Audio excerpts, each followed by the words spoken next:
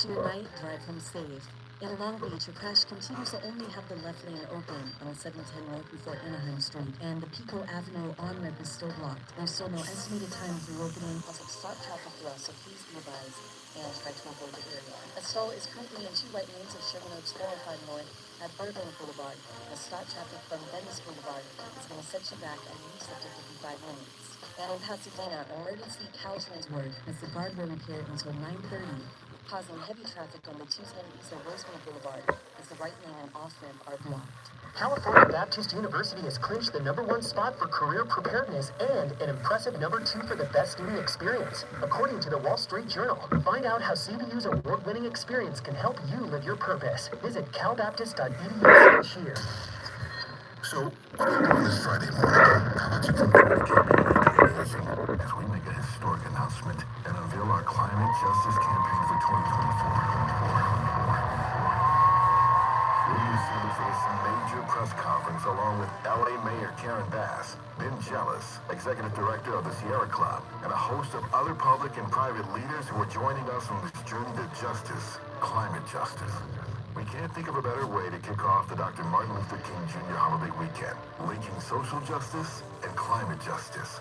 So, come join us this Friday morning at 10:30 a.m. at the beautiful MLK Memorial Tree Grove at the top of Kenneth Hahn Park off La Cienega. Once again, that's this Friday morning, January 12th at 10:30 a.m. as we take on the task of elevating the climate conversation by amplifying the voices of those who are most impacted by the climate catastrophes we are all witnessing in real time. KBLA delegation, we hope to see you this Friday morning at KBLA Talk 1580. Climate is king. Climate is king. Climate is king.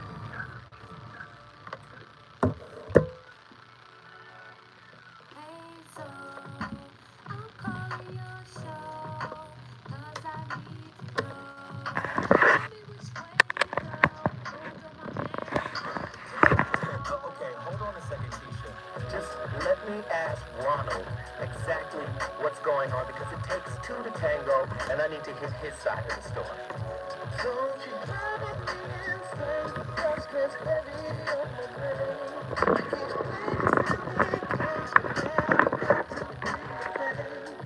We sleep the fast and fight every day and every night.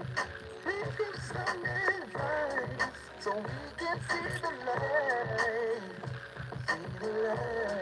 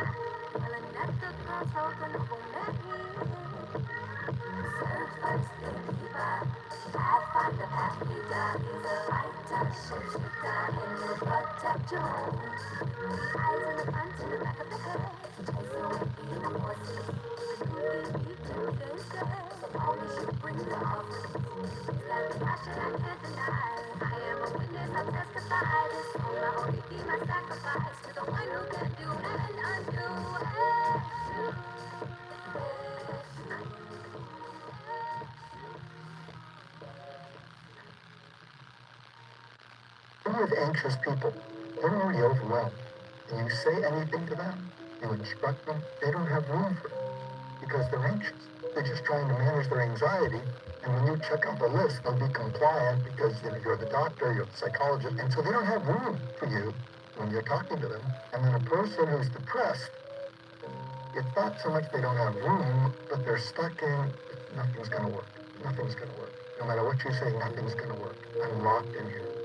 That is why listening to them, if you can get them to open up, create space in their mind for you. Man, profound words from a profound man. He was a guest on this show. You know, I brought him. He came on the phone, and that is the voice of Dr. Mark Gouldston, one of my best friends. I can't even front. One of my best friends. When I tell you that man helped me through a lot of my childhood traumas and issues. He even coached my son because he's an athlete or whatnot, and he's done a lot of work with professional athletes, and he was getting my son prepared for college and things of that nature. This man transitioned December 30th. Dr. Mark Gouldston, or Mark Gouldston, MD. He was a therapist. He was a psychiatrist. He was an FBI negotiate. He trained FBI negotiators. I mean, he wrote a international best-selling book called Just Listen.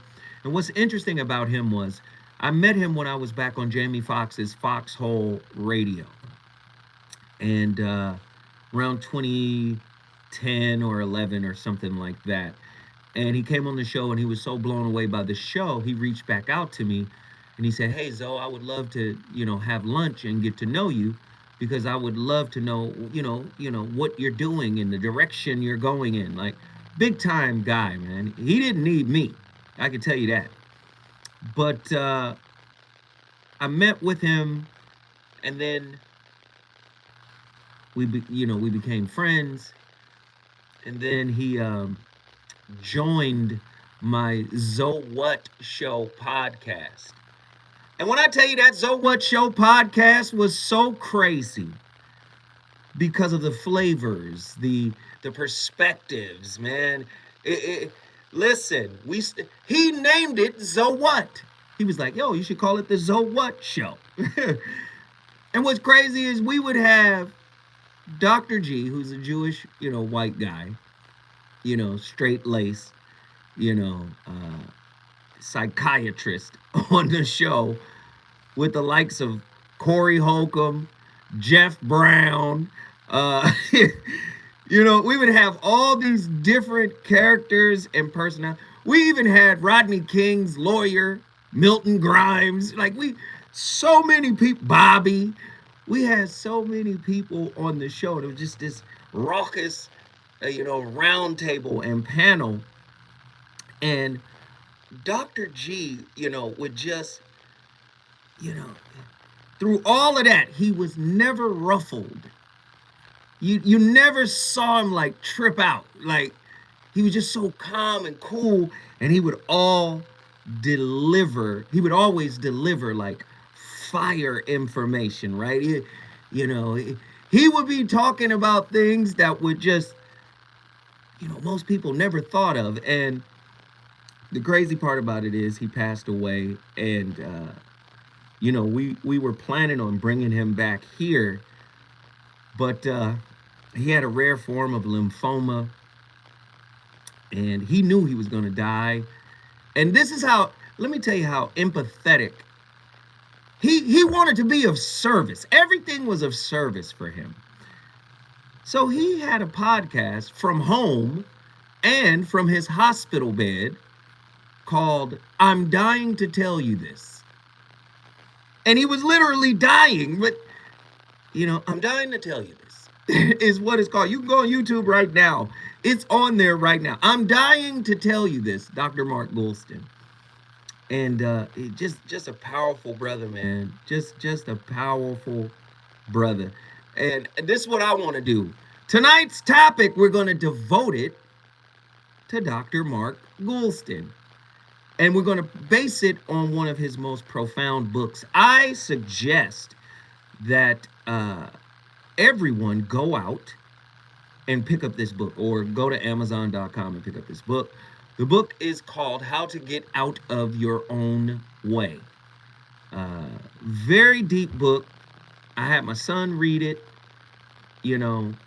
Very powerful book.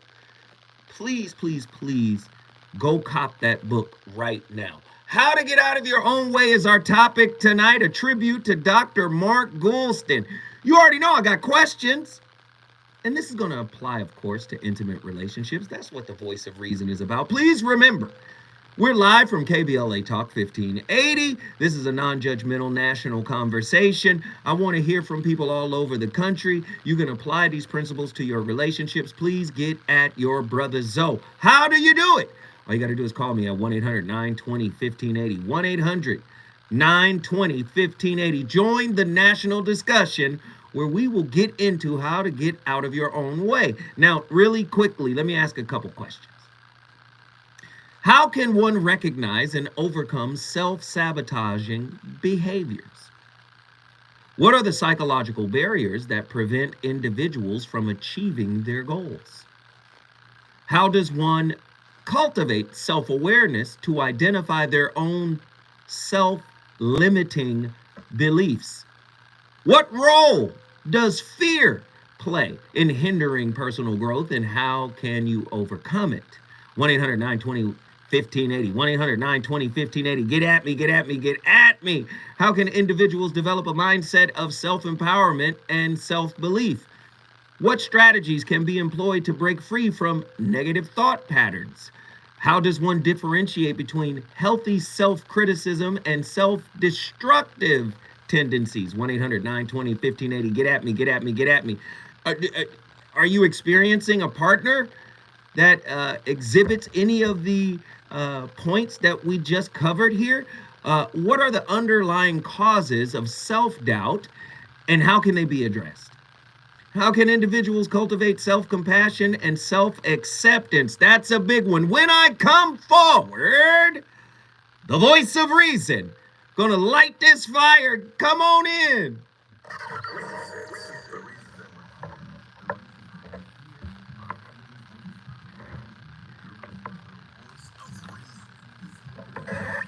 No, seriously, get out of your own head.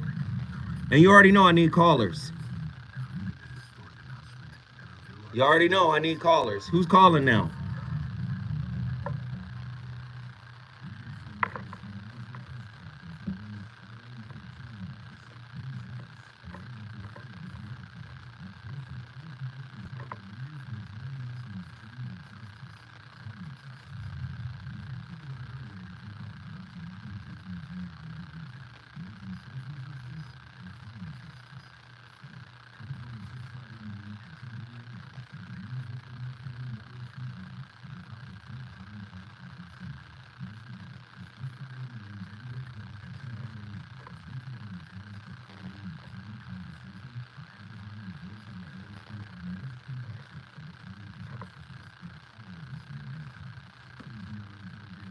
One 1-800-920-1580. Thank you. Whoever hit that super chat, thank you. That $1.99 got us going. We 15 minutes in. I don't know what the static is, and bruh, there's nothing I can do about it. If you want to listen to it over on the KBLA YouTube page, you can.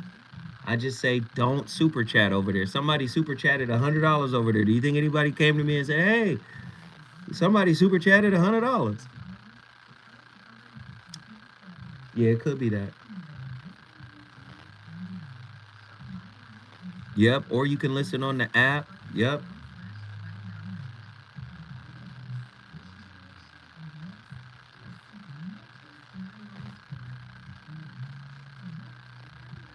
Yeah, man.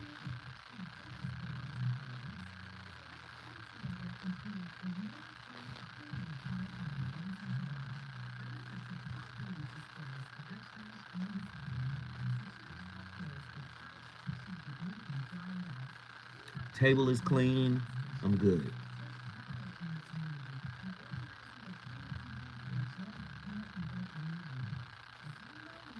One 1-800-920-1580. Can everybody that's a moderator post the number? I don't know what happened to our girl tapped in. Nikki from the SIP. Where is Nikki from the SIP? And listen, everybody, please hit us with the super chat, okay? if you can. Please hit us with the super chat. All right, 1-800-920-1580. Put the number in, guys. Let's see what what Andy got in store for us.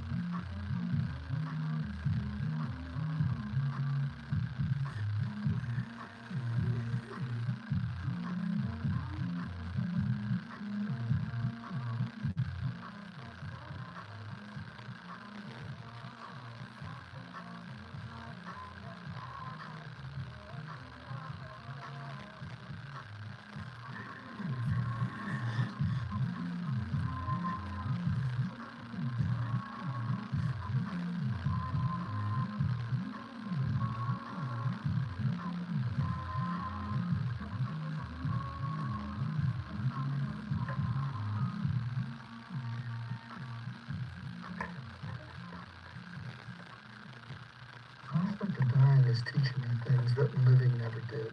There were things that I was abstractly aware of, but they didn't really penetrate me. Well, a little over a couple years ago, I was diagnosed with something called follicular lymphoma. It's a slow-growing cancer of the lymph nodes, and that shook me up a little bit, but then it's something that people can live with for years. We did a bone marrow biopsy a few months ago, and it turns out I have a condition called myelodysplastic syndrome, MDS. And when they looked into the bone marrow, I was at high risk. And what high risk means is that untreated, I would move into AML, acute myeloid leukemia, between 5 months to 2 years. The longest I could go without moving into it would probably be 4 years. I'm in the best place I've ever been in my life. It's phenomenal. I mean, I'm the calmest, the most content. And so that's been quite a journey. Man, Dr. Mark Gouldston, do you sound so at peace? And that was from, I think, an interview he was doing. But like I said, he had a podcast called I'm Dying to Tell You This. The brother was in service to helping people understand themselves better. And in his book, right, How to Get Out of Your Own Way, Dr. Mark Gouldston explores the concept of self-sabotage and provides valuable insights into recognizing and overcoming self-limiting behaviors. On tonight's episode, we aim to delve into the psychological, philosophical, and social aspects of the book's core questions, offering a comprehensive understanding of the barriers that hinder personal growth, as well as the strategy to overcome them. Like I said, Dr. G was a monster, recognizing and overcoming self-sabotaging behaviors. How do you do it?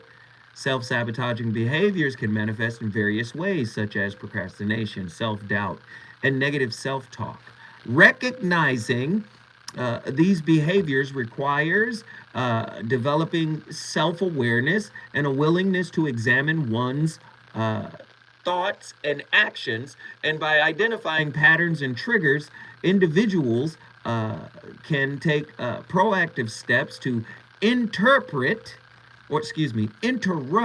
self-sabotage and replace it with self-empowering behaviors.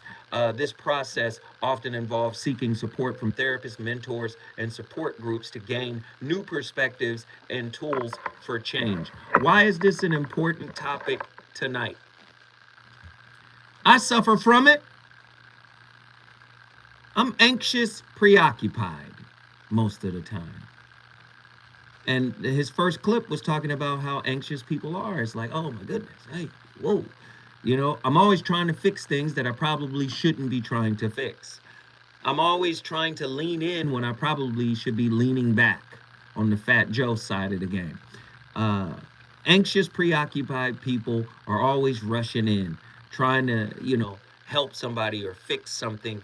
And sometimes, our desire uh, to want to do that, really probably causes more damage than not. So that's a self sabotaging kind of act there. Dr. G was focused on getting you to recognize certain behavioral and thought patterns and trying to get you to disrupt them, to interrupt them, so that you can take control of your life again. Now, in relationships, a lot of the patterns that we inherit, they come from early childhood. And a lot of people are out here talking about relationship, principles and ideas and standards, and nobody is really having this mold conversation. You say, what mold? I call it a life tray. Not necessarily an ice tray, but a life tray, right? The life tray. What mold were you poured into when you were born, right? Was it a mold of nurturing, caring, loving, acknowledgement, approval, acceptance? Was that the type of mold you were poured into? Or were you poured into a mold that lacked, empathy, care, love, understanding, the ability to make mistakes, the ability,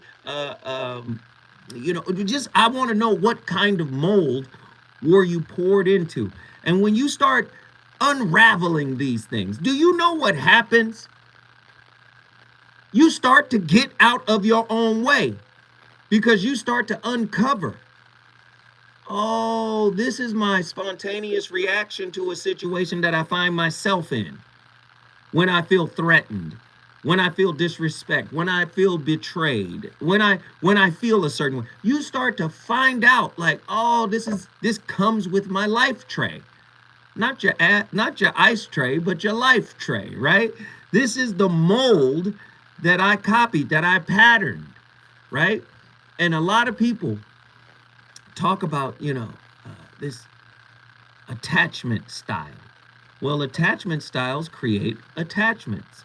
And if they're not secure attachments, then 9 times out of 10, they're going to be maladaptive or insecure attachments, and they show up in your relationship.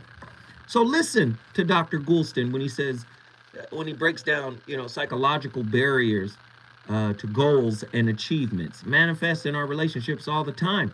Psychological barriers such as fear of failure, perfectionism, and self-doubt can significantly impede individuals from reaching their goals. Not just their professional goals, but their spiritual goals, their psychological goals, their relational goals. These barriers often stem from deep-rooted beliefs and past experiences. Overcoming them requires a combination of self-reflection, challenging negative thought patterns, and developing a growth mindset. By reframing failures as learning opportunities and setting realistic expectations, individuals can navigate these barriers and move closer to their aspirations. Now, as this pertains to relationship, if you've been hurt in the past and then you get hurt in your adult relationships, many of us unconsciously reflect back to the old hurt.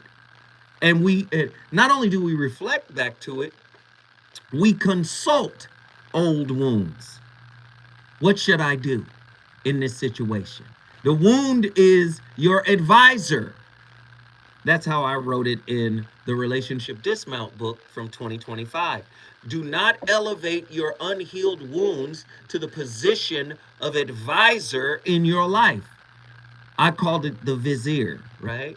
That's what the ancient kings had. They had a vizier. And from the word vizier comes the word wizard, right? Every king had a wizard next to him that advised him. Like, hey, You should do this. But I'm saying don't let fear or unhealed wounds be elevated to the position of psychological vizier in your life, right? It causes us to struggle when we don't challenge the wound. And how do we challenge the wound? You challenge the wound with love. You don't fight the wound. You challenge the wound with love. See, the wound doesn't want to be looked at. The wound doesn't want to be seen. The wound likes operating in the background. Do you understand? And then the wound likes whispering. In the Bible, many of us got it twisted. In the Bible, where the word serpent is, do you know what the Hebrew word for serpent is? It's not even snake. And because it got mistranslated and brought into English as snake, we hate snakes to this day. The word for serpent in the book of Genesis is nakash. Nakash. Do you know what the word nakash means? It means whisperer. See, what happens is your wounds become the serpent of the Bible that whisper their advice to you. Oh, this looks and feels like something nefarious. Don't do that. Or, this feels like a pain from the past. You want to avoid that, right? Nakas. In Arabic, it's kanas, the whisperer, right? Oftentimes, our unhealed wounds are whispering instructions on how we should move in our relationships. But see, you have to look at those wounds with love. You have to empathize with those wounds. Not only do you empathize with the wounds, you empathize with the one who gave you those wounds.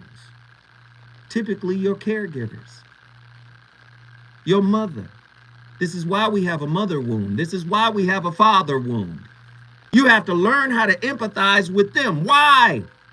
Because they're a work in progress. And they could only do so much with what they had. Do you see? If we don't deal with this, can we ever get out of our own way in life or in relationship? I think it would be an exceedingly difficult task.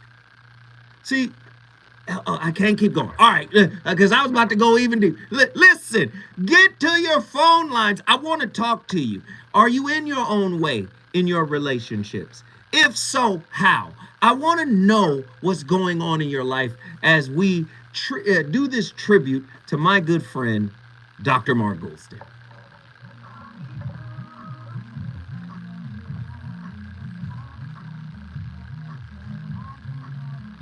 You, baby, you.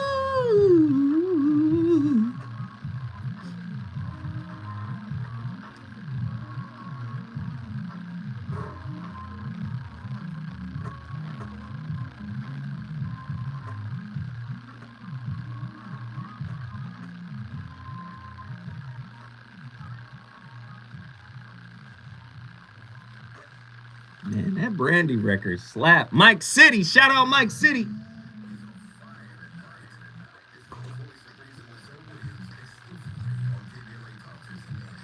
Hey, guess who on the phone line?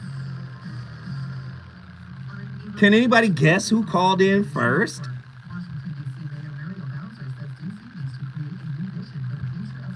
Come on, y'all. We 30 minutes in. We at $6.99 on the super chat. I don't know what's happening.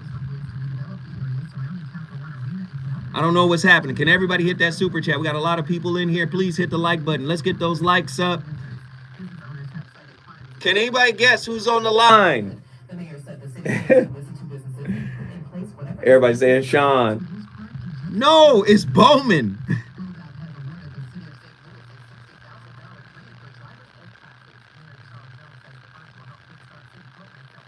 It's Bowman. Everybody hit that like button. Get those likes up. Please, please, please hit the like. And, hey, please support the channel. If you can, we appreciate it. If you can.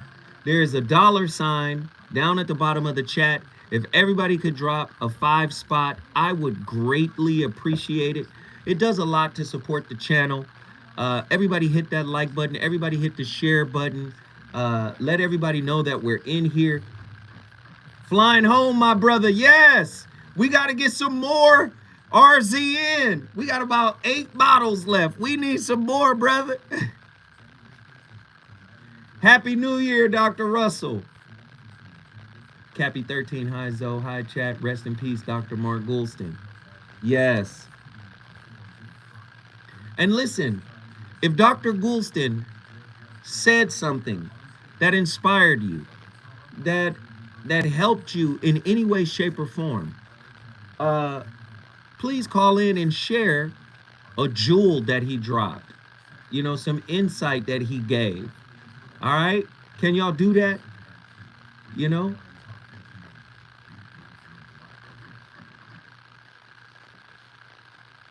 Yes, sir. Russell Herbals.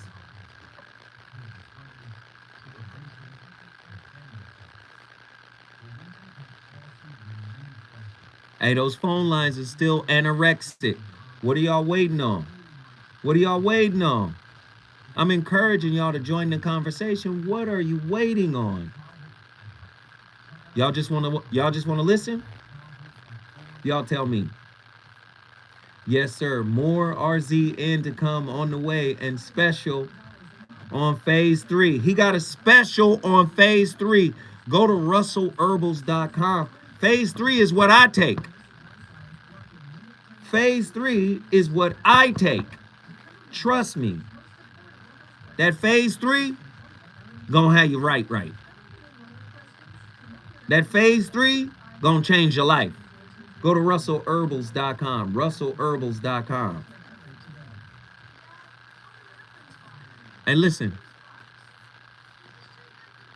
we got 3 minutes. Can everybody put their city in? Where you at? Where you at in the world? Can everybody put their city in?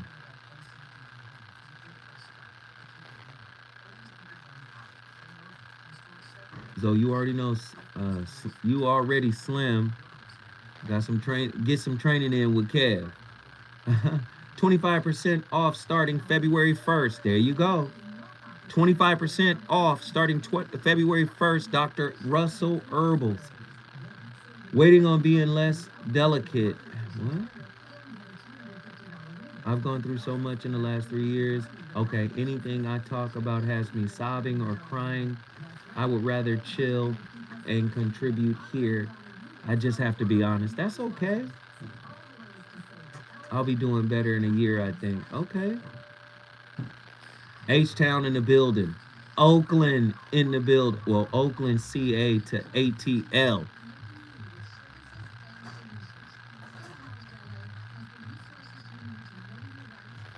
The real D-Town. You know what that is? That's Dallas, right?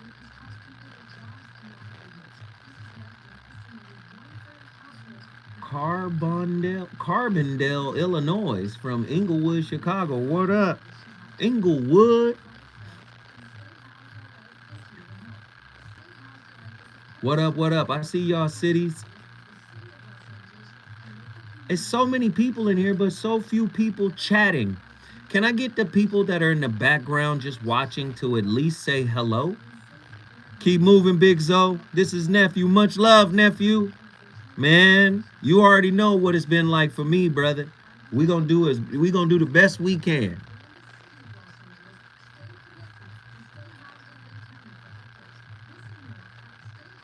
Come on, y'all. The people in the background, say what's up. Thank you, True Monger. We needed that 5 spot. You got us to $11.99, 35 minutes into the show.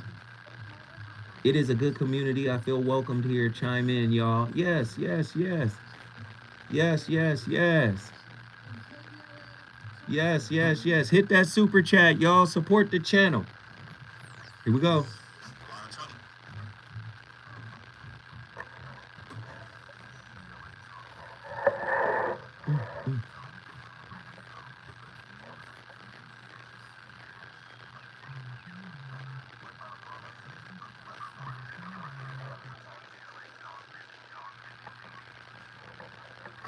You're listening to the voice of reason with Phil Williams.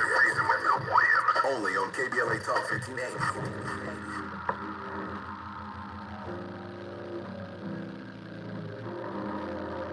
Club right after. Just had a fight with my mom over something trivial told. We really had confrontation, and I said we was wrong. I think she get it from my mom. Her bitterness passed down the road. Take the tag when I'm coming out of trouble. She too defensive to listen my whole soul. Look at me, I got problems. You're not the type that likes that I need. Get the wrong emergency. They know more than the time that I need. It's been working or being so crazy. It's the times all different slowly crazy. So I figured I'd call it early. Tell me right down mercy. I got plenty to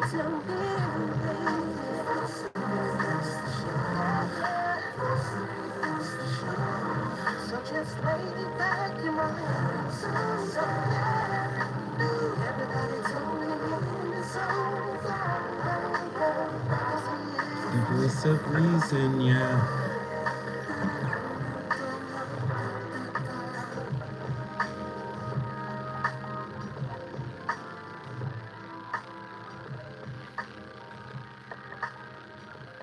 There's a saying I learned from Mr. Rogers, and he said, better to be deep and simple than shallow and complicated. Because your end users, as soon as you make something the least bit complicated, they smile politely and they don't implement. And it's a real problem. So whatever you're doing, from your company to wanting to have a marriage that stands the test of time, keep it deep and simple. We just came up with a novel approach to PTSD, to culture change, to stress, to burnout, and to parenting. And what we came up with is a 3-step thing that you develop a muscle for, and we're launching it as something called the 22-day Triggered Mastery Challenge. Did you hear that? Did you hear that? Hey, Dr. Mark Gouldston, that is my brother, man. I love him like a brother, so I call him brother, even though he was a 70-something-year-old Jewish white man. But that was my guy, man. I appreciate all of his contributions, and we're going to be playing his clips throughout tonight's show as we are honoring his life work through his particular book called How to Get Out of Your Own Way. Cultivating self-awareness and identifying limiting beliefs. Self-awareness is a crucial component of personal growth. Cultivating self-awareness involves introspection, mindfulness practices, and seeking feedback from trusted individuals. By examining their thoughts, emotions, and behaviors, individuals can uncover self-limiting beliefs that hold them back. Once identified, these beliefs can be challenged and replaced with more empowering narratives, allowing for personal transformation and growth. Dr. G was an absolute monster. I want you guys to go get his book, How to Get Out of Your Own Way. Listen to what he says about emotions, and this is directly from the book Get Out of Your Own. It's called Get Out of Your Own Way, Overcoming Self-Defeating Behavior. Emotions are built on layers. Beneath hatred is usually anger. Beneath anger is frustration. Beneath frustration is hurt. Beneath hurt is fear. If you keep expressing your feelings, you will genuinely move through them in that order, right? What begins with I hate you culminates in I'm scared. I don't want to lose you. And I don't know what to do about it. Did you hear? What usually begins with I hate you culminates in I'm scared and I don't want to lose you and I don't know what to do about it. Dr. Mark Gouldston, Get Out of Your Own Way, Overcoming Self-Defeating Behaviors. Trust me, it's a read you're going to value for a lifetime. And if you got kids, you're going to pass it down to them. We got callers on the line. Bowman, Grand Prairie, Texas. Get in here. Happy New Year to everybody. How you doing, brother? Long time no hear from. Good to hear from you, Bowman. What's the deal? I have a question, and I want to also say something as well, but I have a question. Should we be open to failure with wide open arms? Should we accept failure with wide open arms? Absolutely. Yes. Okay. Because I was thinking about self-sabotage topics and things of that nature, and I was thinking about how most of us like to focus on the positive because we don't like to deal with trauma and failure.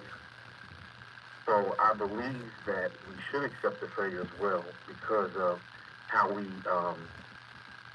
can overcome specific things, and when we go back to that certain area, we know how to approach it in a different manner of speaking.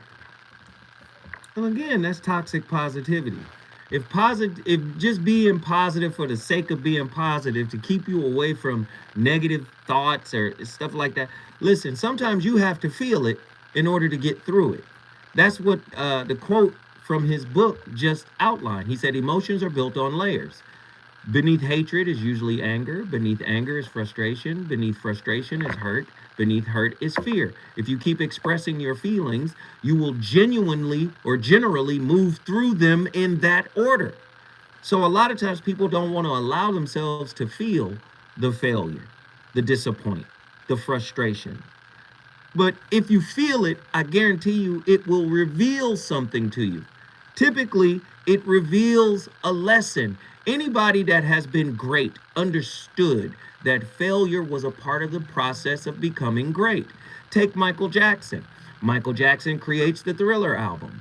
But when they mix it for the first time, it sounded like trash. He hated it. And he was crying about it. He was upset because it didn't sound the way it needed to sound.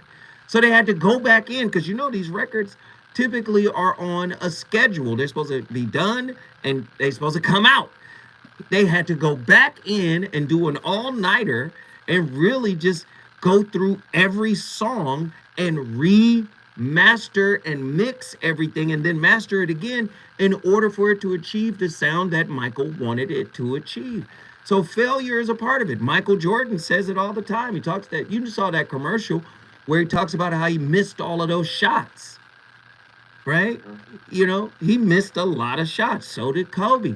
I mean, look at LeBron James. LeBron James statistically is the greatest basketball player that ever played the game, statistically speaking.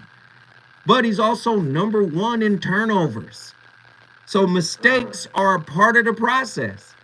You see, mistakes are a part of the process. So you have to embrace that, man. You have to. And I want to say one more thing. I noticed on the Go What show watching back years ago, I noticed that Dr. Gouldston would always ask questions. And at first, I was kind of with Corey on, why is he always asking all these questions? He never answers, anything straightforward. But it was through this show that you have here that I end up understanding there's layers and you can answer a lot of questions through those questions, which is crazy. Right. I would have never guessed it. So, yes, RP Dr. Gouldston.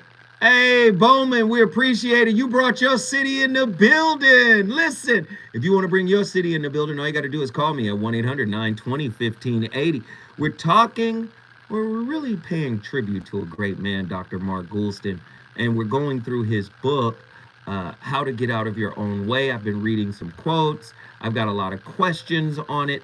And listen, if you're experiencing anything like this in your relationships, please don't hesitate to call me. I'm at 1-800-920-1580. When I come forward, more from the VOR.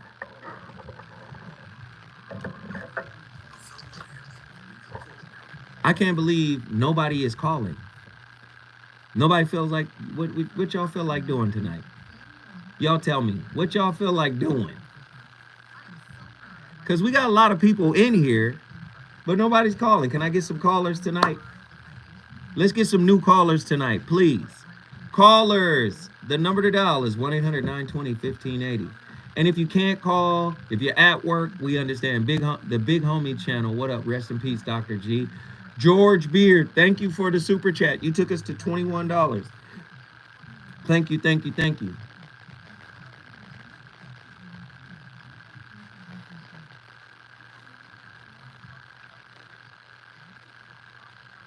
Dr. G's YouTube channel. Thank you. Self-sabotage is a great topic, so there's no excuse why nobody is. No, it's no biggie. Sometimes people are afraid to, go into it. I'm cleaning but listening. It's okay.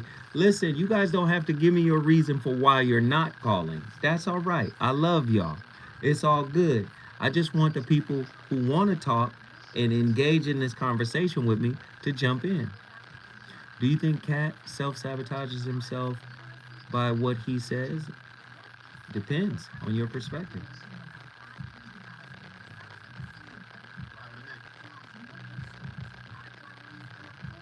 Live in 1 minute. No callers? I will definitely be watching his YouTube videos with my box of tissues. Yes.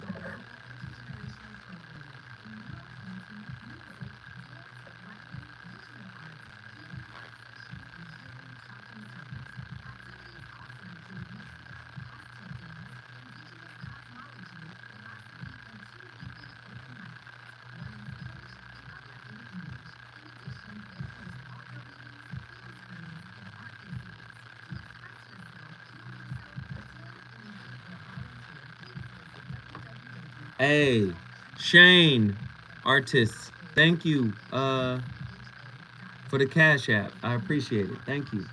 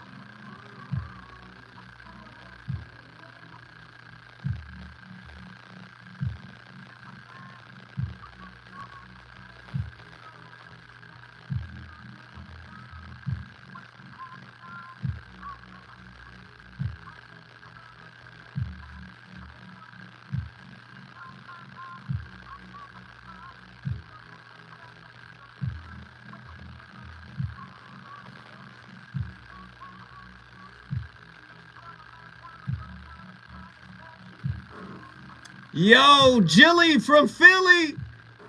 We got to shout out our guest DJ, Andy. Andy's playlist is my co-host. He's 2 for 2. Got that brandy piece, full moon, and now you're getting in the way. Jill Scott, come on, man. Tonight's topic, man. Get out of your own way. A lot of people don't understand how powerful fear is. Right? We're acknowledging Dr. Mark Gouldston, who just passed December 30th, 2023. He was a longtime contributor to many of my podcasts. Exceptional brother. Exceptional man, I should say. Exceptional man, right? Good man, always looking to help people, as is evidenced by his final podcast, which is called I'm Dying to Tell You This. And he was literally dying. He would do these podcasts while he was in his hospital bed. He would, you could tell that something wasn't quite right with him. And when he came when he came on the Voice of Reason on KBLA, it was over the phone. And normally he comes in person to sit down with you and talk. So it was great to have him call in. He told me, he was like, yo, I'm not in a position to come, though, but I will call. And he called and he shared. So let's get back to the role of fear and how it sabotages moving forward. Fear is a powerful emotion that often acts as a barrier to personal growth. It can manifest as fear of failure, rejection, or the unknown. Overcoming fear requires acknowledging its presence and understanding its underlying issues. Now, by reframing fear as a natural response to change and uncertainty, individuals can develop strategies to manage and overcome fear. Techniques such as visualization, positive affirmation, and gradual exposure can help individuals build resilience and embrace personal growth despite fear, right? That's a very heavy thing now. And I've told you before, fear runs most of us. Many of us run to something new because we scared of something old. Did you hear what I just said? We run to something new because we're scared of something old.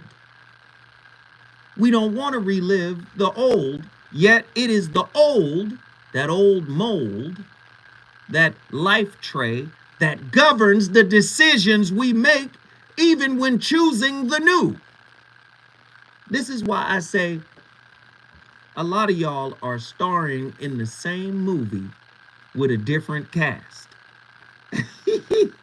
It's the same horror film, most of your relationships, but a different cast. See, you think the problem is the castmates, but I'm here to tell you that ain't the problem. The problem is the script. Do you see? That's what Dr. Gouldston was pointing out. The problem is the script. The script is the attachment style. Do you understand? This is why we must develop a mindset, or we should seek to develop a mindset of empowerment, a mindset that empowers self-belief, right? Now, to develop a mindset of empowerment and self-belief, you got to know that that is crucial for overcoming self-imposed limitations. This involves cultivating self-confidence, setting realistic goals, and celebrating small victories along the way. By nurturing a positive self-image and surrounding oneself with supportive individuals, individuals can develop the resilience and the determination needed to overcome challenges and achieve their aspirations. But you have to see yourself as worthy, right? You have to see yourself as worthy. Like I said, many of us are operating with the same script, but a different cast, right? We can replace the cast.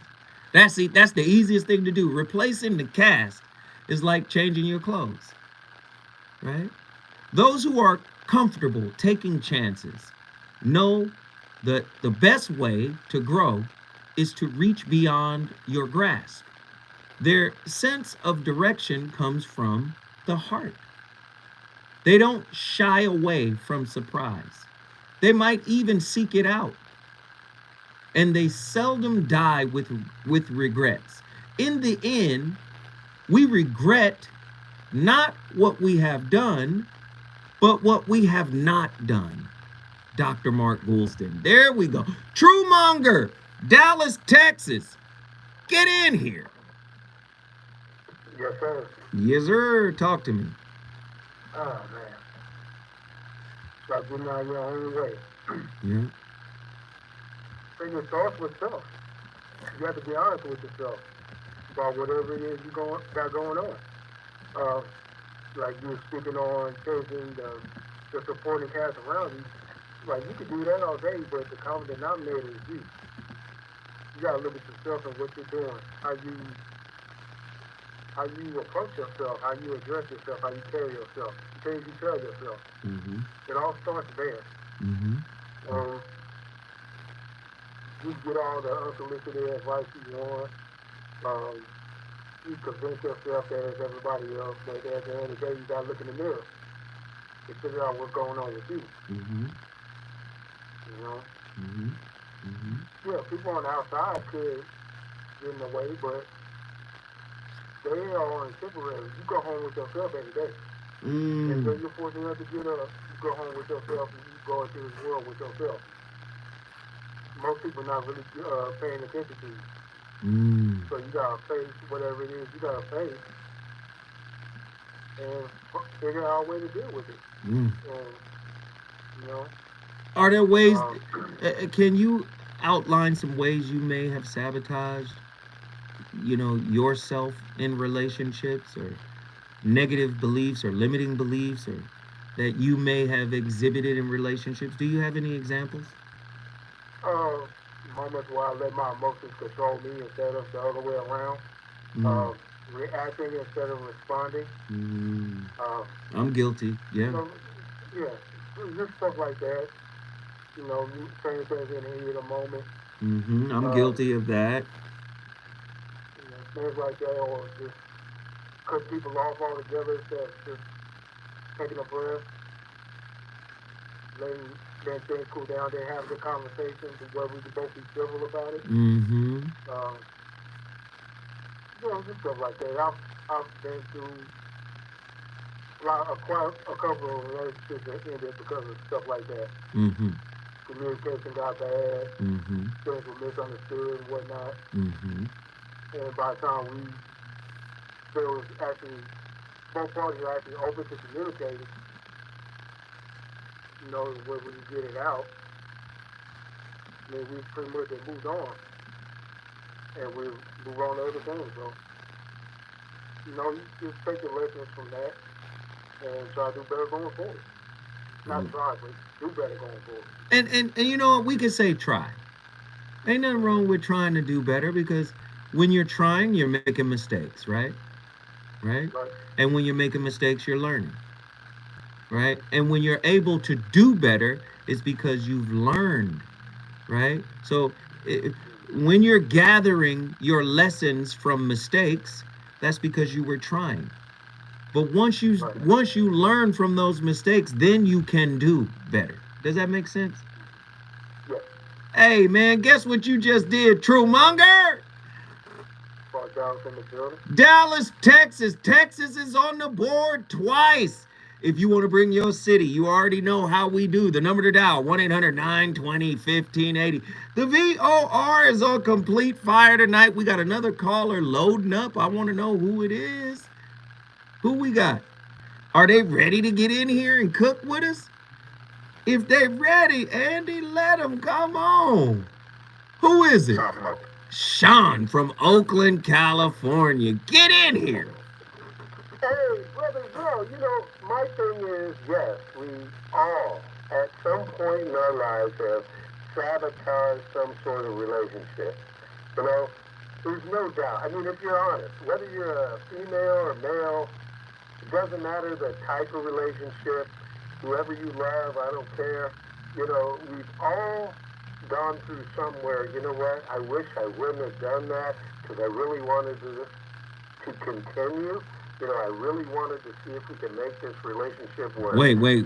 Stay with me, Sean. Stay with me, Sean. We got to carry you forward. We at the top of the hour. But when we come forward, more from our resident caller, Sean.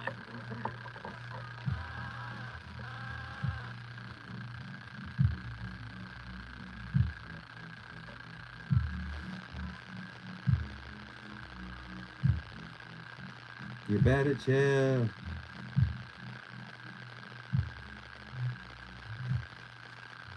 You better chill.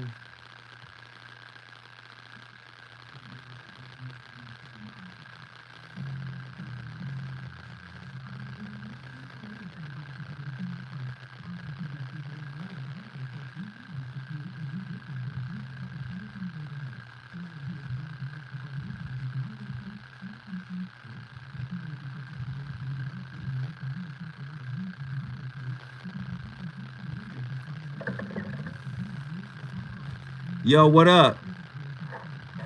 Yo.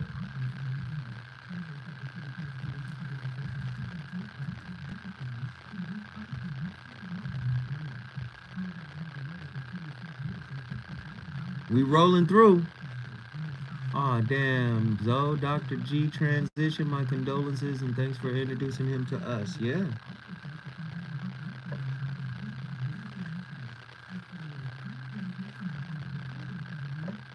Attila, you ready? Pretty Brown Mimi, you ready? Y'all ready to call? I'm ready to talk to y'all. Are y'all ready to talk to me?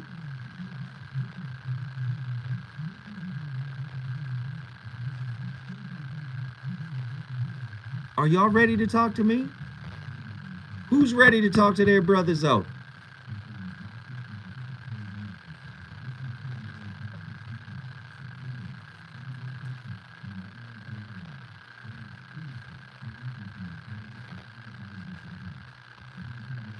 Who ready to talk to their brother Zoe?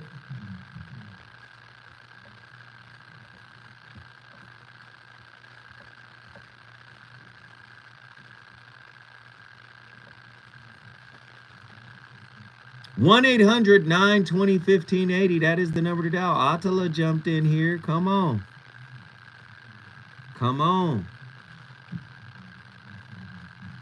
Are you guys getting something from the jewels that Dr. G is laying down? Let me know.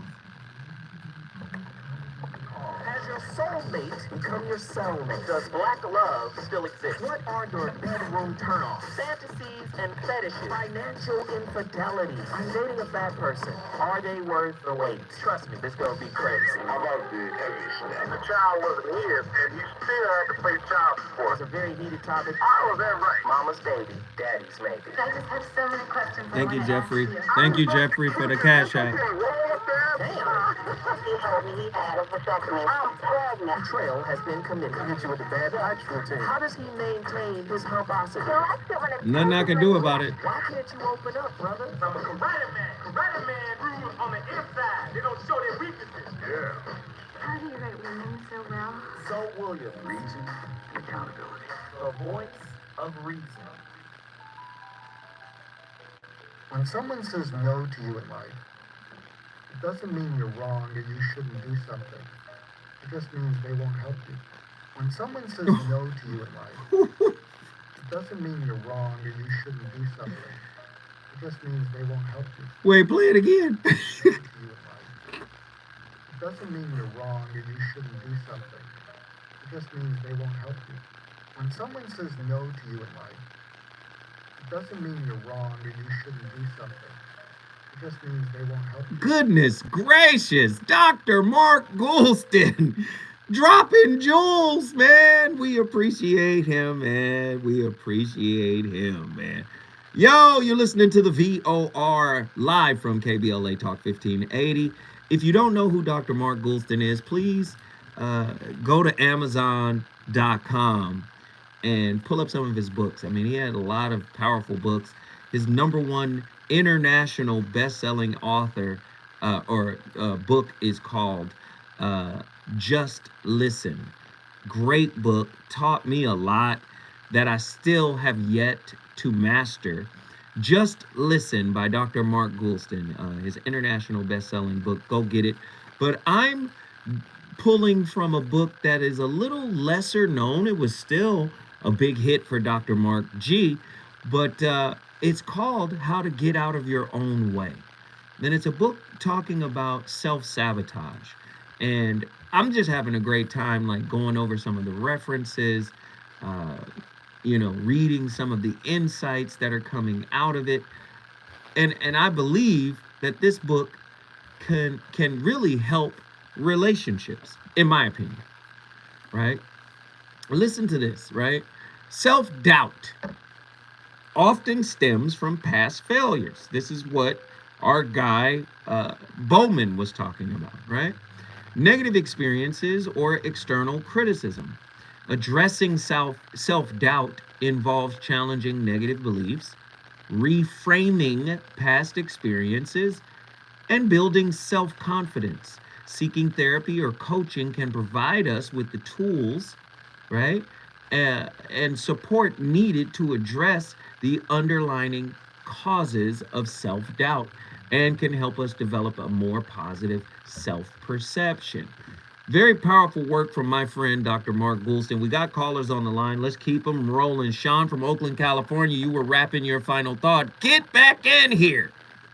Well, hey, brother, that's a great point because even though I didn't make the major leagues, baseball, there's a couple of things. Number one, you got to be able to make adjustments. Number two, you cannot be affected by the outward chatter. And I'll tell you what, the funniest things were people, when I was at the highest play, maybe 15,000 in the stands for college and stuff, and someone would know the girl I went out with the night before. This is literally when I was like 18, before I met my wife, and they would know the person's name, and they would be chatterboxing up in the stands about that, right? If you're not able to handle that, I'm not saying people should be able to handle it easily, but what I want you to think about is you've got to have this part of you that is easily to make adjustments, and that you're not worried about all this outward chatter coming in and disrupting you. If it's negative, I just say, I just disregard it. I got to get it out of there because I don't have time for that. I mean, life's too short. I've been married a long time, so I've been pretty good about doing that. You're going to have negative stuff happen. But one of the things you said earlier, though, the power of no. It is okay to say no, and it's okay if someone tells you no. You just have to understand the power of it. It's a very powerful word. And, as long as you respect it and have empathy for others, that, other people, having a hard time or whatever, that word, can really hurt them. So you got to make sure you know the power of it and make sure that you respect it and have empathy for others. And not to be worried about the outside chatter coming in. If you can possibly work on that, I think that's a really big thing you can work on. I love it, Sean. Guess what you just did? Oakland, brother, love you. Town business. If you want to bring your city, call me right now, 1-800-920-1580. Listen, Texas is all over the board, but what I want to know is, where is Los Angeles? Where is LA? Is this conversation too hoity-toity? Where is LA? I'd like to hear from my Los Angelinos. Come on, we the number 2 city in the world. Do you understand? The number 2 city. And we only number 2 by numerical value, right? They always want to say New York is number 1. But really, New Yorkers be trying to move out here to live here. You understand what I'm saying? We really number 1, right? Where are my Los Angelinos? Get to your phone line, 1-800-920-1580. Andy had something to say. They at the Laker game. Are the Lakers losing? Please find out so I can heckle. Anyway, the voice of reason. We're having a good time tonight, man, and we breaking down some heavy things. How do you get in your own way? How do you prevent yourself from achieving happiness in love? Are there any negative self-beliefs, any limiting beliefs, any negative behaviors that you engage in that prevent you from having the love you want to have? Where did they come from? Did they come from your childhood? We're interested to know. Attila, Texas, back on the board. Houston, Texas in the building. Attila, get in here. Uncle Joe, what's up? How are you? Hey, I'm in here. Yes, man, Texas was just really good. Let me just say, though, this topic is fire. How do I get in my own way? I am too open with those that I'm familiar with. And so I think what I'm learning in this particular phase of my life is that convenience it has to take a back seat to your purpose and to truth, and to your authenticity, right? I think that for me, at least, I can't speak for everyone else, but for myself, we assume that the people closest to us or that we've grown up around are going to be the people that have our back. And it's just something that I think that you have to come to terms with. That's not always true. But I think even more important, the words and encouragement of others is important, but there's nothing like that inner voice that you know that you have. So, And but, then but, inner but, leadership that he's planted. but, Huh? but, Attila, how do we cultivate that inner voice? And now, I want you to hear what I'm about to read to you. This is from Mark Gouldston's "Get Out of Your Own Way: Overcoming Self-Defeating Behavior." Someone who's coming from this space that I'm about to read, how do they develop that inner voice? I'm gonna read it to you right now. People who were abused as children tend to get angry and strike out at the world. People who were neglected as children tend to feel defeated and withdraw from the world. People who were not given guidance tend to lack confidence and self reliance. Each path leads to different forms of self defeat. Mark Gouldston, "Get Out of Your Own Way: Overcoming Self." Now, do you understand? If you're coming from this space, how do you turn around and then develop this inner voice? I mean, that's me all the way. You just read my life in about 4 lines. I'm still trying to figure that out, to be quite honest with you, but I can only share with you what I've learned from at this point. And I think that is that essentially, well, I can't beat myself up. If I have, these inner demons or these, past wounds, those are my enemies enough. I can't also be my own enemy, or this doesn't work. And so I think for me, you have to transmute that, right? The very things that are your wounds are actually your tools. Those are your weapons. Ooh, the wounds are your tools.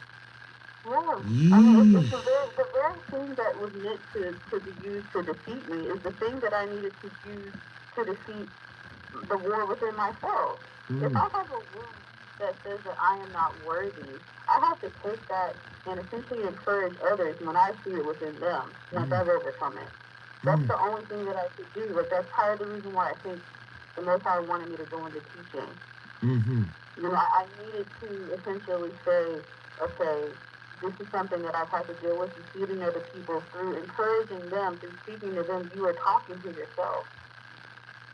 So if I understand that I'm looking at a mirror of myself, the very thing that I encourage them to do is the thing that if I can encourage them, then I can do it myself, right? I also can do that same thing. And within that, you create a community which also strengthens you. But I think the biggest thing is just do not go back to the same things that hurt you, or at least understand that if you're going to go back, then you go back as someone who can transmute those wounds and those pains. Don't go back as someone who's going to lean into those same toxicities. Let me ask you, how do you love your inner wounds? How can you love them? Can you talk to me about that? See, because when you say how can you love them, that makes me feel like I need to be doing something. I mean, I feel like when I love, I'm just being. It's like this thing that's just kind of emanating from me, right? Because I recognize that, again, the wound is not my enemy. So can you be love in the presence of your wounds? I believe so. I believe that it's completely possible. But the first thing that I have to do is forgive. And I'm still in the process of doing that, forgiving the people or the situations that I felt caused it. So once I release that, then I'm like, okay, well, I'm not holding on to this anymore. You know what I mean? It's like, just by doing that to me has helped me transmute the situation. So wouldn't a part of that process be being able to acknowledge and accept the wounded inner child? Yes. You have no idea. You have no idea. You can only run from that small part of yourself for so long, because I feel like, when you're thinking about people who maybe reach out for connection or reach out for attention or whatever the case may be, like, that child is going to cry out. You have to address that. Like, you have to nurse that. So if you didn't get nurturing, nurture yourself. If you didn't get and it sounds cliche, but I think we have to lean into the things, the people, the situations, the self that is giving us the healing that we need instead of leaning back into the old habits, right? And so, without give you like a more tangible example, what that looks like for me is essentially like monitoring my thoughts, right? And being surrounded by people who are also going to help me monitor. So it's like, hey man, you're sounding a little iffy, a little doubty right there. What's going on? Like, what's happening? So being able to kind of talk through and unpack a lot of that stuff helps as well. So I got more. How can one learn how to embrace, and I mean like embrace like a hug and clasp their wounds? How do you hug the wounds? How do you embrace the wounds? How do you bring the wounds into your consciousness, not only as a part of you, but part of the family of you? Does that make sense? It's always a part of you. I mean, like, for me, like, if I try to say that my wounds are not a part of me, or essentially divorce my wounds, but there's no legal paperwork for divorcing your wounds. It always is a part of you. So I think if anything, you have to change your perspective, in the same way that you would have to do with your partner, right? Like, if my perspective is that you are against me rather than you are a part of me, then I'm always going to have some sort of dissonance with you. Versus me seeing it as, this is a part of me, and this is something that has helped shape me for the better. Do you think... You're just sparking so much. Do you think people approach their unhealed wounds with their head or with their heart? I know I definitely approach it with my head first. I don't know if it's a prayer or anything. I don't know what it is. But my first thing is like, okay, logically, how do I defeat this? And again, like, it's like love. Again, it's not a doing thing. It is not something that you check off of a checklist. The minute you think you are done with that assignment, the Most High will bring it right back to you and be like, nah, wait, you are not going to finish it. Wait, stay with me, Attila. Stay with me. Lord have mercy. Can you defeat a wound when we come forward?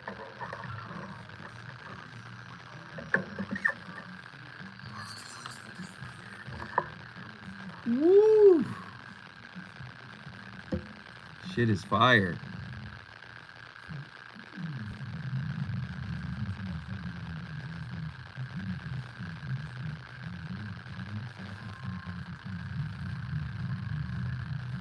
Hey, Martin Muhammad, you should call in. I need callers.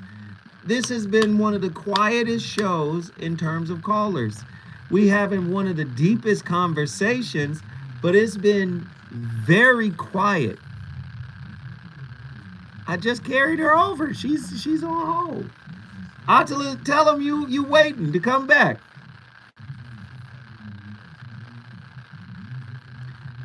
Martin Muhammad, call in 1-800-920-1580.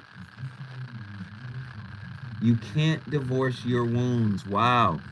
Call in 1-800-920-1580. Call your brother right now.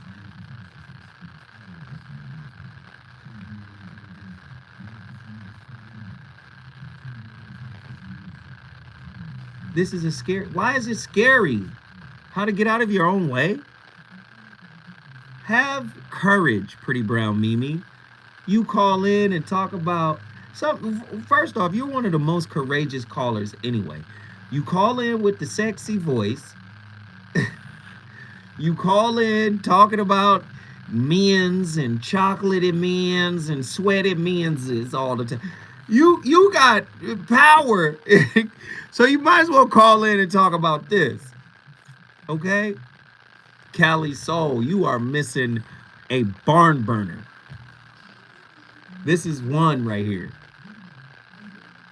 Dennis King, I saw what you wrote earlier. I really can't defeat a wound of what I can do is walk with it, hand it there.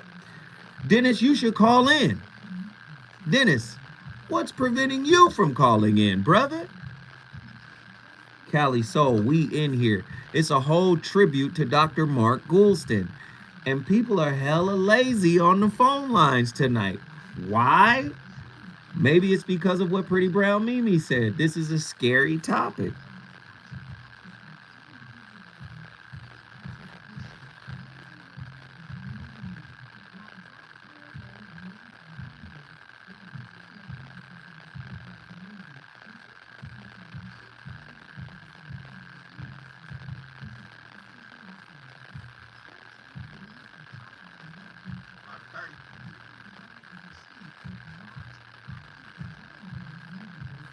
30 seconds.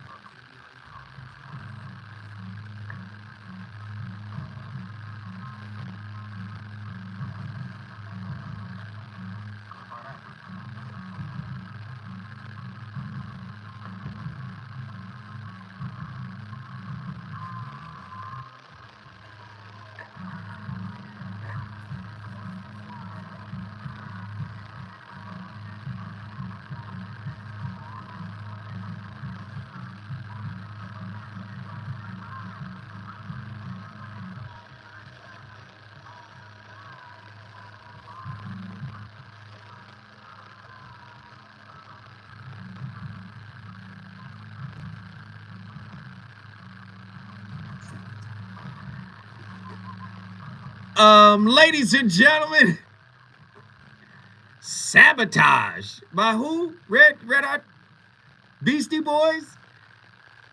Let's get to this clip, man.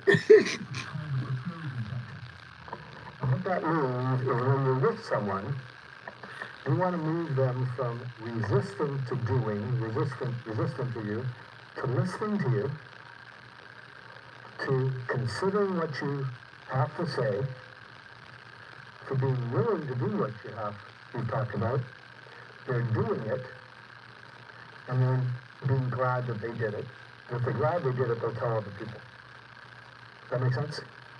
And so the whole book is about how do you move people through that cycle. What do you think is the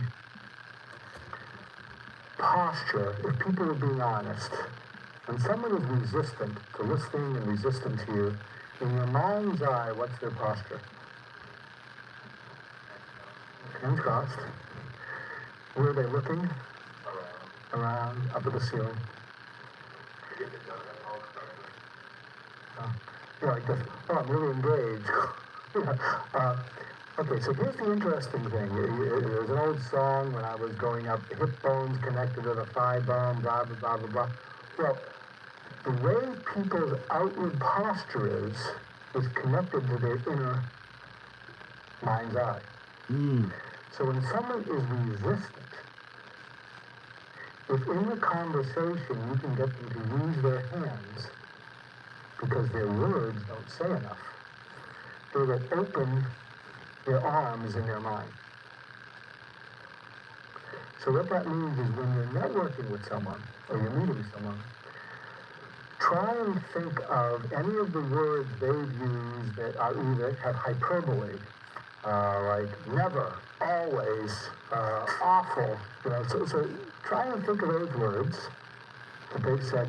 Or if the inflection of their voice goes up and they just talk more adamantly, and they may not use hyperbolic words, but they have more, or they're using hand gestures. Often those people are expecting you to get into a competitive talking to. Right? And so what you do is you pause just for a little bit, because it's going to be what they're really wondering is, did they make an idiot out of themselves? Dr. Mark Gouldston dropping jewels. Can you imagine if you applied some of those techniques in your relationship? Heavy stuff. How to get out of your own way is our topic tonight. A simple tribute to a friend of mine, Dr. Mark Gouldston, who passed on December 30th of 2023.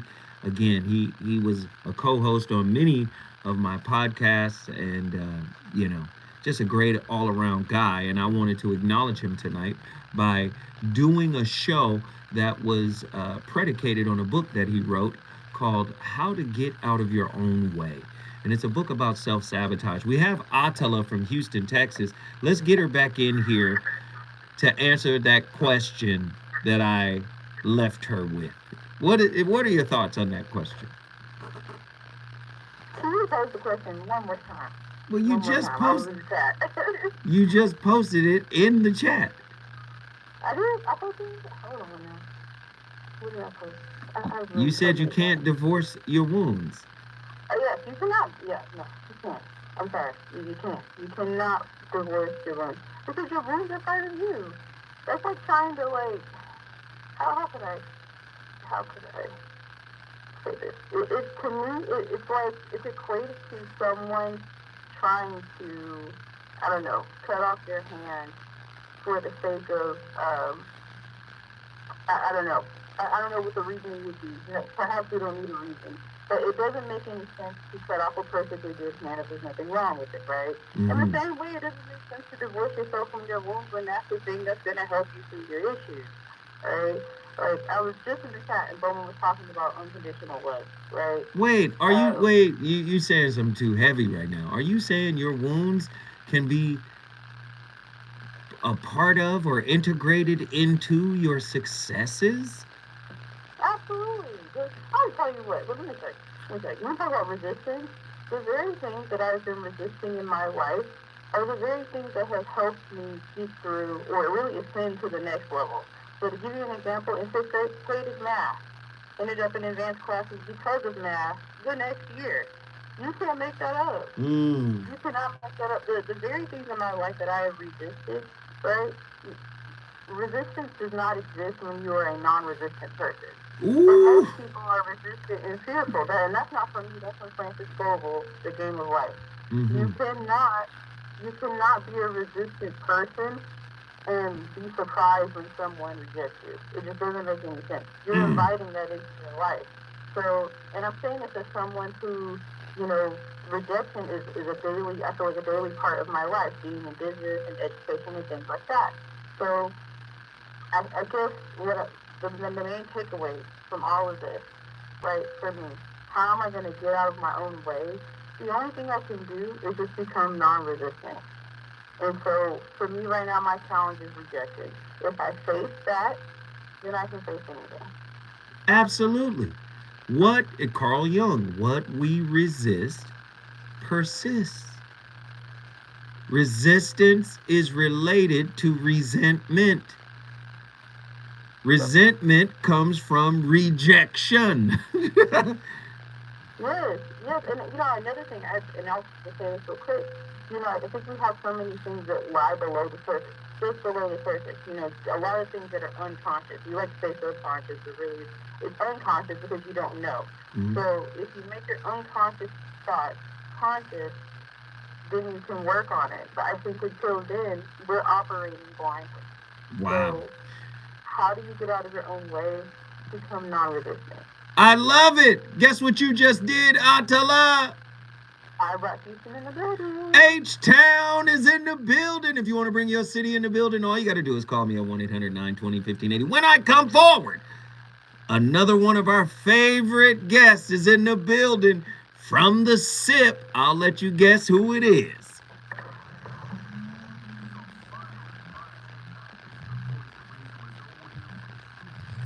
Great call, Atala. Thank you for going back and forth with me. That was a great call. So look, we got $30 on the super chat. Yesterday we got $60 on the super chat. Our daily goal is to try to get 100. And we barely got calls tonight. They're trickling in. But man, come on, y'all. Where my twos and fews at? Twos and fews, can I get you guys to get in here and support the channel? Can I get you guys in here to support the channel?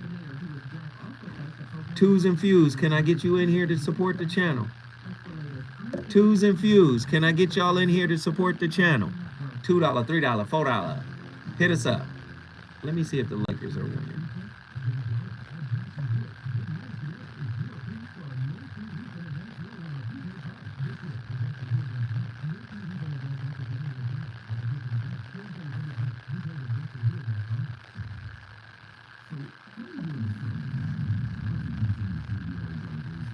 see, the Lakers are winning, beating the Raptors. The Raptors are bums, though.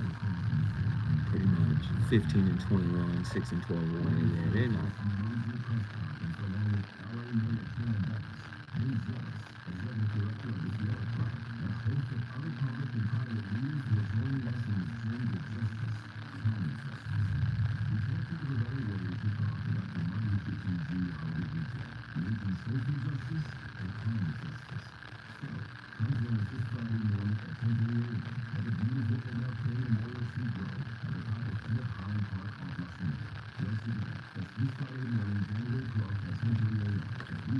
We good. Show is rolling right along. It's almost over. You know, after we come back from this break, it's going to be a wrap. Cali Soul, can I get your sweet soul up in here? Cali Soul. Cali Soul. Can I get your sweet soul up in here?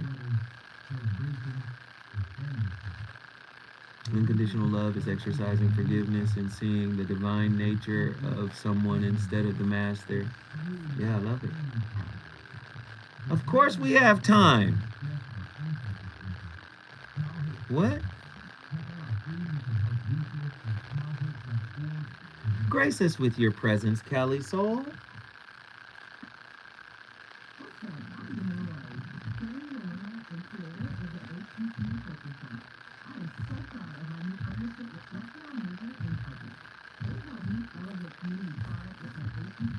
So, tomorrow, I got to go to my homeboy's funeral, and I am scheduled to speak.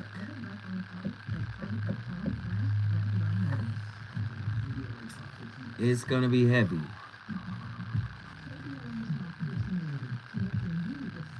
You know, big time person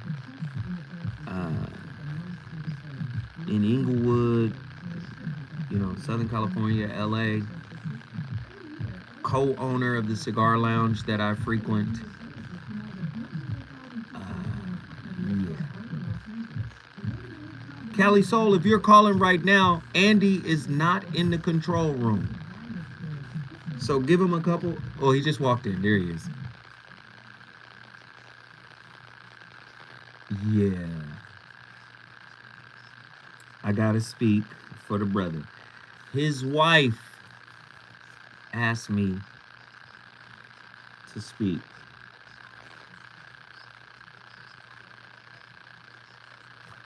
So it's gonna be kind of heavy.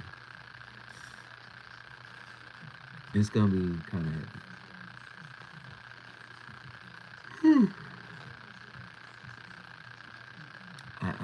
I gotta have it. Because everybody looking to me to say something profound and heavy, and I gotta say something.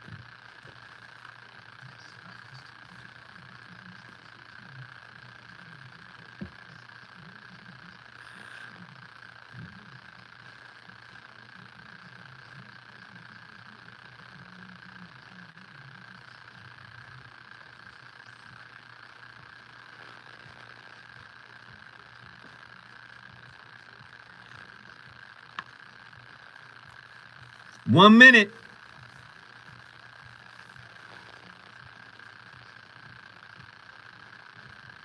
Yeah, I'm gonna have to have it. I'm gonna have to have it. Make it simple, but quite clever. Well, you know I got that.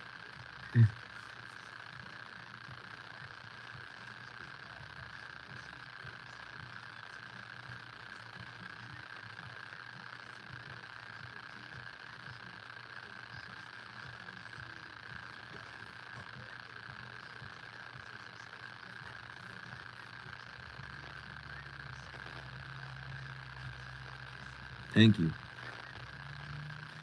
I'm gonna need it. 11 a.m. I'm gonna get suited and booted. Shave up real nice. Bling, bling, and show up. Keep it under 2 minutes though. You know that. You know Black Church. Keep it under 2 minutes. Keep it pushing.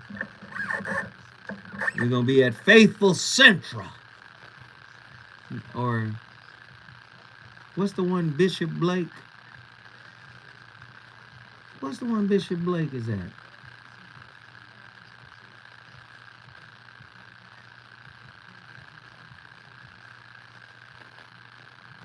What's the church Bishop Blake at? Thank you.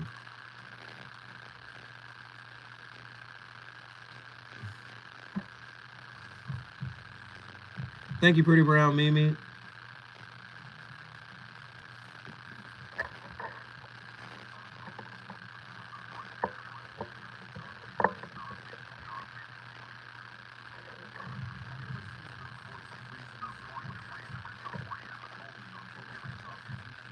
West Angeles.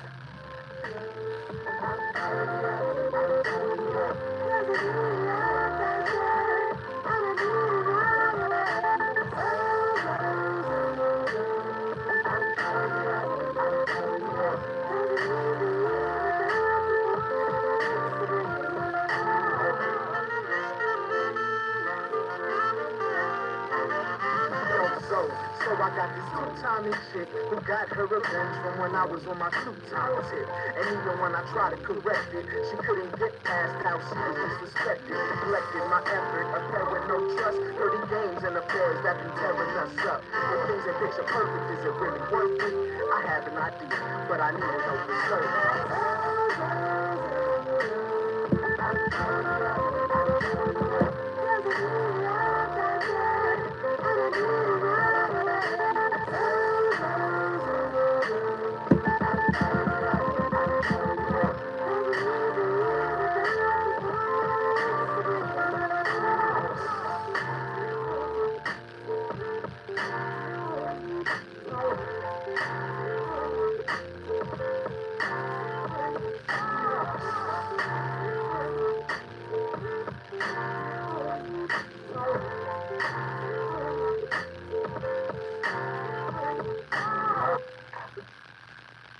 Welcome to another episode of I'm Dying to Tell You. This is Dr. Mark Gouldston, and I'm finally getting this show on the road. As many of you know, I've been facing a serious illness, and I'm about to undergo something called a bone marrow transplant. And I have reason to be very optimistic about it, although I'm told that there'll be quite an ordeal in front of me. And I want to talk to you all about how do you maintain perspective when you're going through something rough. Now, we've all heard the saying, this too shall pass. Easy to say the words, much more difficult to actually believe that when it's happening.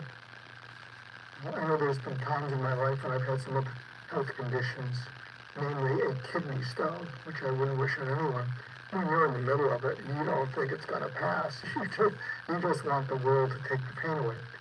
And but something that's occurred to me, and I'm making use of this, is not just the fact that, yes, you and I have been through things that were difficult, and they did pass. What goes down must come up. What goes up must come down. What's helped me, and this is what I'm going to try to hold on to, is that every time I have faced adversity in my life, setbacks, challenges, if I could get through them without making it worse, because sometimes just to get through these times we make it worse. We do something impulsive, we do something hasty, we do something that's counterproductive or destructive just to get through it. And if I can refrain from doing that, what I'm going to experience, and I think this is true for you, is that on the other side of it, I'm going to be smarter, stronger, hopefully healthier, hopefully wiser, and I don't exactly know what that's going to look like, except it's always happened. In fact, if you think about times when you've had breakthroughs in your life, and when I'd ask people about that, how often were they preceded by breakdowns? Most people say nearly always. It sometimes takes a it breaks down to sort of reorganize everything in your mind, maybe reorganize everything in your life. And then, if you can make it through it without making it worse, you'll discover that. I don't know about you, man, but that's wisdom from the good brother, Dr. Mark Gouldston. Again, we've been paying tribute to him all night, How to Get Out of Your Own Way. And that was from his final podcast, right? And I'm not saying the final episode, but his final podcast that he produced called I'm Dying to Tell You This. And it's surreal that he was actually dying while he was shooting those episodes. And like I said, when you watch those on YouTube, you'll see some of those episodes he's in a hospital bed, right? He's literally going through the process, of dealing, with his particular type of lymphoma. Very courageous man, and I appreciate him for sharing everything that he shared with me. Now, without further ado, how to get out of your own way. We got to get this is our resident spiritualist. She's in the building straight from the SIP. Nikki from the SIP. Get in here. Hey, how are you? We missed you yesterday, but what are your thoughts on tonight's topic? Well, just some food for thought. Here we go. If we say get out of our own way, what resonates with me in that statement is to get out of the way, which suggests an occurrence of getting each person, me, off of my intended route. If my intended route is to go ahead,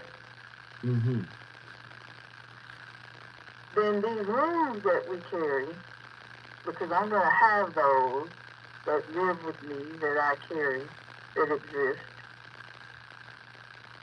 are in place to teach me, cause me to learn, sometimes stumble, halt,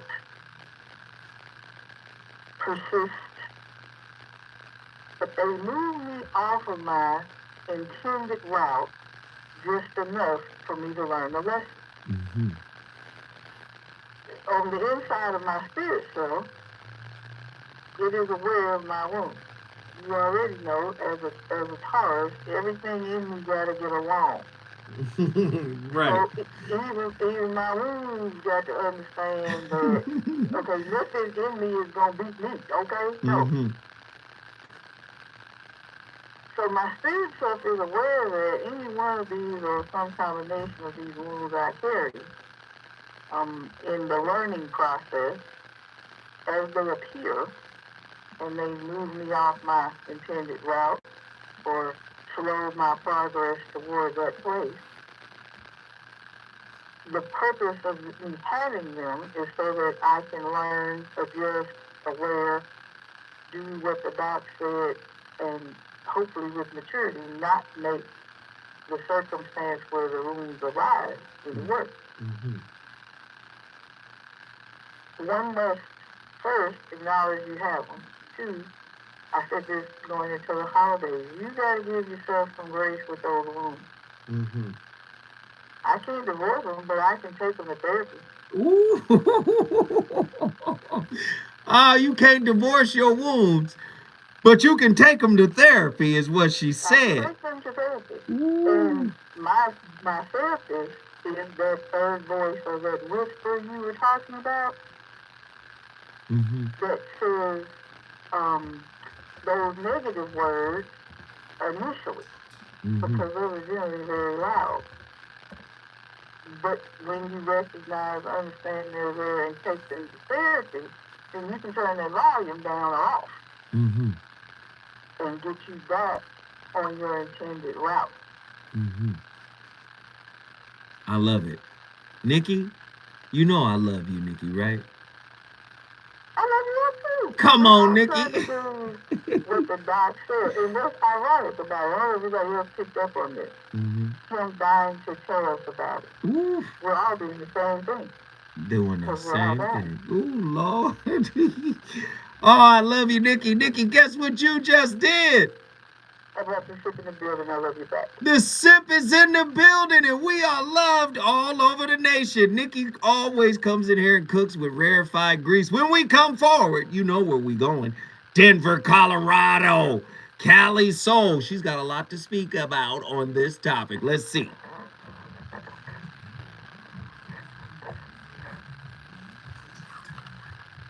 Fire.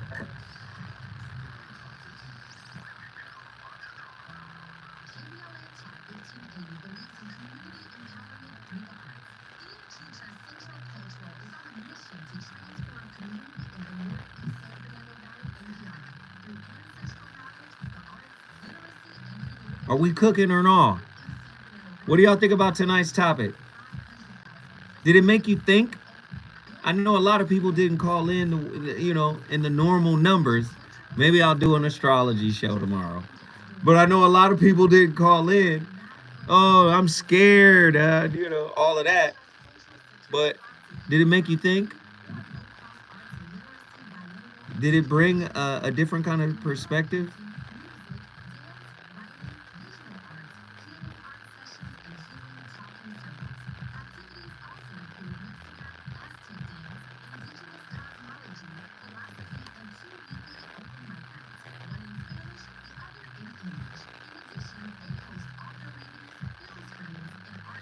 We didn't get to delve deep into this topic. You don't think so? Watch Talking At. The inner me can be scary. Absolutely. We didn't get to delve deep into this topic. Did you turn it off and come back? You don't think so? Really? Wow. Okay. All right.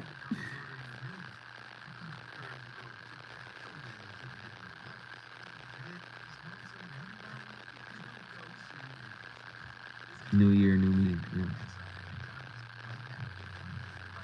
Do you guys agree with Watch Talking At? We didn't get deep on this topic. Nikki from the sip by herself. What?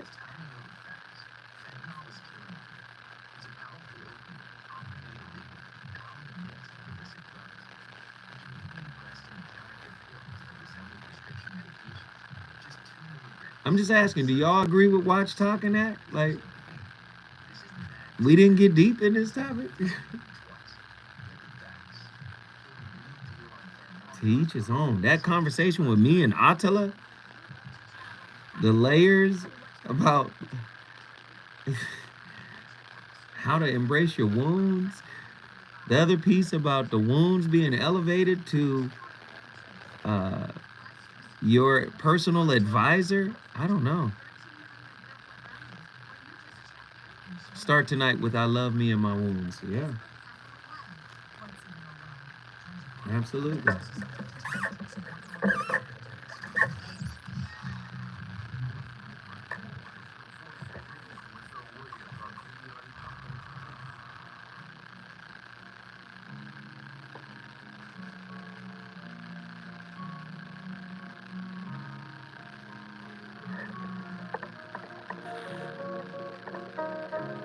No clip.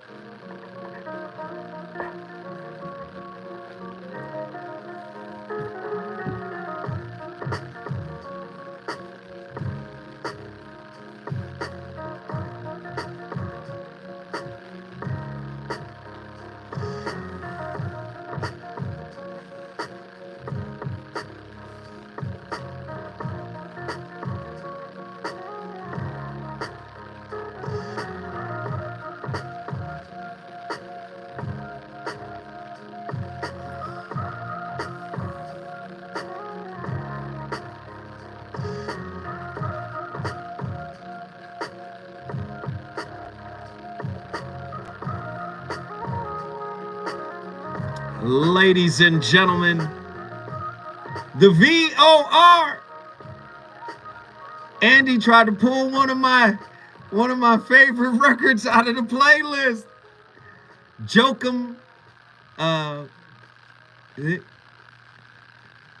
Freddie Joe. Yeah, Freddie Jokum is the artist. And I think that's Winding Road. Yeah, man, that's a great record, man. Great record, man. Woo! Woo! We on fire tonight. Let's get our caller in here. Our final caller of the night, I believe. Callie Soul, Denver, Colorado. Callie, what are your thoughts on tonight's topic? Well, first of all, I just want to say peace and clarity to your soul tonight as you go forward to do what you're going to do tomorrow. I know that Spirit will speak through you. Amen. Thank you. Ashe. Thank you. Amen. Thank you. Thank you. Thank you. Absolutely. And I'm a little late tonight, so I hope I'm still in the pocket with this. Mm-hmm. But from the moment we take our first breath, even to be invited to take our first breath on this earth, we are trained and programmed to pain. Which is why a lot of mothers now, they won't let you smack their baby on the butt no more to invite that first breath. And that cycle starts then and it continues. In elementary school, you're on a point system and all this stuff, and you think that you have to perform to receive love. So a lot of people can't grasp the concept of unconditional love, which my definition of unconditional love is the ability to exercise forgiveness, even in a moment when someone is projecting a mask that they project and protect. And I'm not up on Dr. Mark Gouldston, but I remember something that stuck out very vividly in my head with the 5 love languages. And they said when you first start trying to train someone to receive a different love language that they're not used to receiving, you have to be patient enough for them to reject it a few times, maybe even for years, but you've got to still keep communicating to them in that language. I.e., I've had people in my life where I've learned to give them physical affection and touch. And I've had some people say, whoa, why do you touch me like that? I feel different. What is that? And I just tell them, don't worry about it. Push through it. Does it feel good? And it's not nothing sexual. We're talking about a pat on the back. I remember when my grandmother had made her transition, and I got some hard, street family members. And I remember one of my family members, I was visiting with them, and we were talking about my grandmother, and I could just see that he was pinned up, and he was frustrated and angry even. So I walked over to him, and I put my hand on his shoulder, and he immediately started what we call in the spiritual world letting. He let tears out. He let emotion out. He said, thank you for just giving me that comfort, because that's what I needed. And oftentimes, we get in our own way because we don't understand what love is, and we'll reject it and become very oppositional. So in light of getting out of our own way, when that little voice, your ego, Iblis, the devil, whatever you want to call the lower self, gets to talking and stirring up and say, you don't deserve that. This person isn't right for you, or this situation isn't right for you. You're never going to be able to accomplish this goal. Yeah, you have this great idea. You can't do that. Who do you think you are? That's when you have to continue pushing forward to get out of your own way and say, no, I deserve this. I am worthy of love. I am worthy of all the good things that the universe has for me. I'm worthy of this person in front of me extending love to me. And it won't be easy because, again, Iblis, the devil, your ego, going to continue to sit there on your shoulders until you hush it up and push through to the truth, which is we are all deserving of love, growth, peace, joy, abundance, every good thing. That's what we deserve. Lord, Lord, Lord, Lord, Lord, Lord, Lord. Callie Soul from Denver, up in here cooking. What did you just do, sweetheart? God bless you. I brought Denver in the building. Denver is in the building. We appreciate that heat. Gosh. Man, I love the spirit of the sisters that be calling into this show. Callie came in here and took off from the free throw line. quoting from the Quran, Iblis, right? Iblis, right? It means in Arabic, the rebellious one. Woo! Sometimes our resistance to what's good for us, even if it doesn't feel good, causes us to become a type of Iblis. We want to resist what actually could elevate our consciousness. And let me tell you something, God has an amazing sense of humor. It ain't always supposed to feel good. Dr. G, I'm dying to tell you this, was his final podcast. Let me tell you something. Don't you know you're supposed to die to something every day? So when you get that final death, you not surprised? Huh? Don't you know you're supposed to die to something every day? See, most of us know how to kill their relationship. We know how to kill a relationship, but we don't know how to make the relationship into Lazarus. We don't know how to resurrect a relationship. This is why relationships run out of gas. They run out of steam because most of us don't understand the Lazarus effect on relationships. We don't understand that every relationship has a phoenix on the inside of it that is supposed to be reborn out of the ashes of what was burnt, right? You're supposed to burn wounds through love. Through empathy, through self-empathy, through self-care, through self-acceptance. You're supposed to burn those wounds up, just like you burn your desires up. See, you can rebirth a relationship if you wanted to. But many of us are locked into novelty. We think another person has a different question for the answer we carry in our spirit. I'm here to tell you, until you resolve the wound issue, it's going to be the same question regardless of who the new cast member is. Dr. G said it a different way. He said avoidance is no solution. In an attempt to change a self-defeating pattern within a relationship, some people decide to avoid trouble by keeping their feelings to themselves. Staying angry and living with the pain seems to be a better choice than having another argument. The problem is, if you do not heal with hurt and disappointment quickly enough, those feelings harden into resentment, anger, and hate. They fester inside and eventually turn into physical symptoms and/or emotional powder kegs. In the long run, it's much less self-defeating to acknowledge the problem early on and deal with it effectively with compassion, respect, and empathy. Mark Gouldston, get out of your own way. Overcoming self-defeating behavior. That's a quote from that book. I appreciate everybody for tapping in. We start the conversations. You finish it. You know the fire's going to continue. Up next, our friend, your friend, our girl, your girl, Jill Monroe, RSVP with Jill Monroe. I'll holler at you tomorrow.